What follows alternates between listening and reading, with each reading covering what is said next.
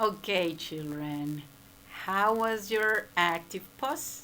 I suppose that it was fun, right? And you need to do it, okay? Because we need to relax. You're working very, very hard, and you need to relax a moment, okay?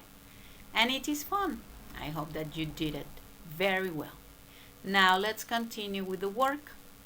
This is our homeschooling page, and we are going to continue with the last part of the work. It's language, page 87 and 88, okay? So, let's go. Let's get ready with your book on page 87, please. Pause the video and get ready with your material. Okay, children, here we are, okay? Now the title is The Comma. You can help me read, please, aloud. We use a comma to separate two independent clauses that are joined with a conjunction and, but, for, or, nor, so, yet. Do not use a comma if the phrase after the conjunction is not a complete sentence. Both sentences must have a subject and a verb. Remember that this is very important. All the sentences, to call them sentences, we remember that we need to have a subject and a verb, okay? The size of the sentence doesn't matter. It can be very, very small or it can be very, very long, but there has to have a subject and a verb. That means the person or the thing that is doing an action, okay? The verb indicates the action, right? So let's read the examples. The Olympics started in Greece, but now they are held around the world. Okay? This, okay, is separated from this clause, okay? And it's very well because we are respecting the rule of the conjunction but, as you can see, okay, before but the conjunctions and, but, for, or, nor, so, yet, we have to write a comma. It is very important, okay? Let's read the other example. Athletes are well trained and are elite in their field. Pay attention on this. No comma is needed because there is not a complete sentence after the conjunction. So we have athletes are well trained, and we don't use comma because this, the other part of the sentence, has no subject and verb. So this is a complete idea, right? Okay. Continue reading. We use commas to separate three or more words, phrases, clauses, or items in a series. For example, I studied Socrates, comma, Plato, comma, and Aristotle in my philosophy class. This is a series, okay? So we have to separate each one with a comma. Continue. We also usually use commas to separate two or more adjectives that describe the same noun. Okay, for example, the strong, comma, competitive athlete was intimidating to others. As you can see, this word strong is describing the athlete, but also it is competitive. Strong and competitive are characteristics of the athlete. That's why we separate them with a comma. Okay? All right.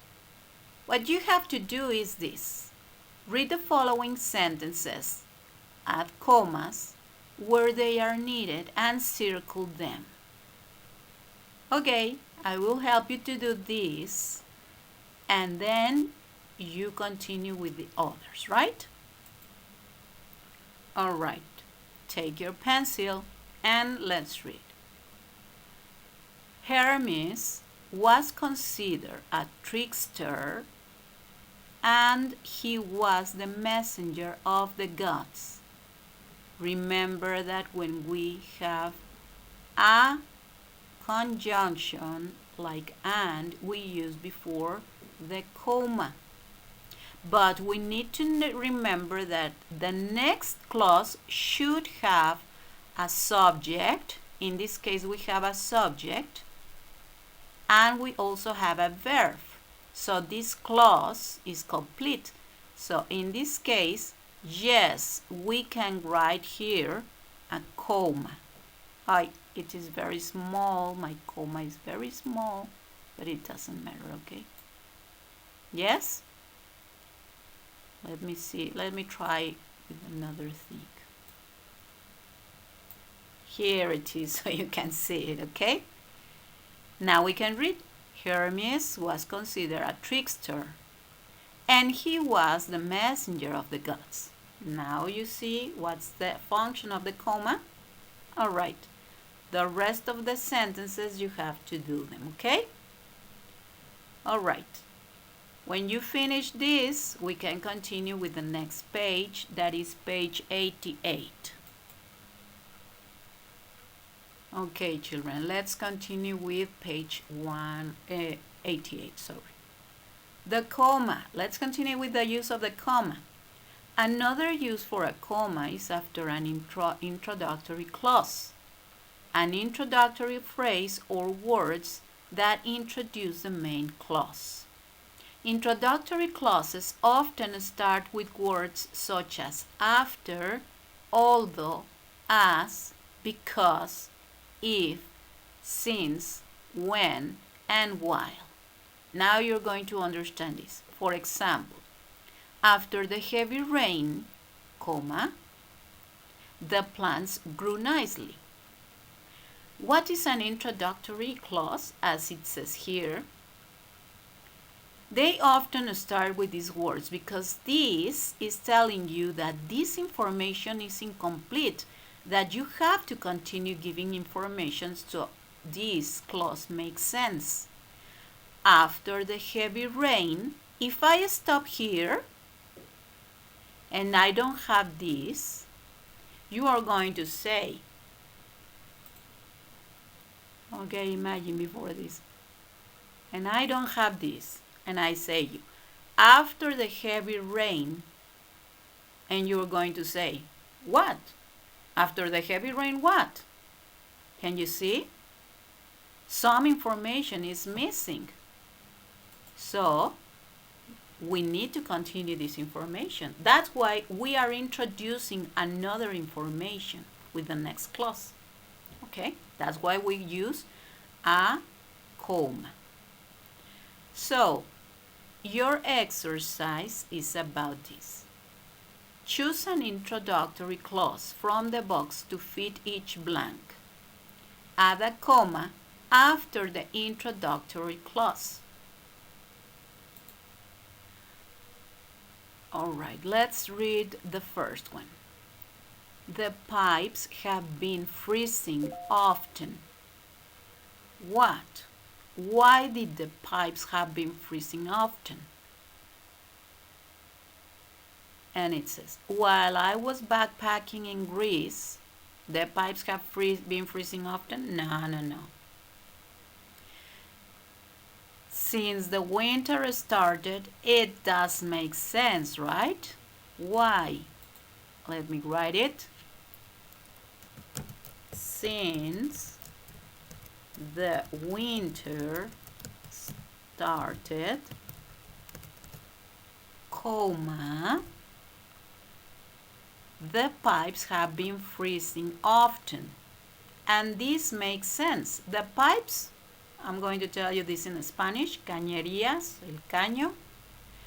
Since the winter started, the pipes have been freezing often. All right, now you understand. This clause is only introducing the next sentence, okay? And that's how you're going to do it in the other exercises, okay? So let's continue. The other exercise is this. We also use a comma between a city and a state, country, and between the date and year. For example, he is from Athens, Greece. He was born on December 30th, 2010. Yes? This is not difficult because we already know that, right? We can separate the city from the state or the country, and in the date, we have to write the month, the day, and the comma, right? Read the questions and answer them. Remember to use commas properly. Okay, these questions are for you, but I'm going to help you with the first one. Read the questions and answer them. When were you born? All right. Complete sentence. I was born on May 15th, 2008. That is an example, of course, right? You have to do this with your information. The other one is, where were you born? I was born in, remember this? What is today's date? Today is, remember? And where were the most recent Olympics held? This is about a city and, okay? So, have fun, children. And thank you very much for your work. Please send this work very, very soon. Thank you and bye-bye.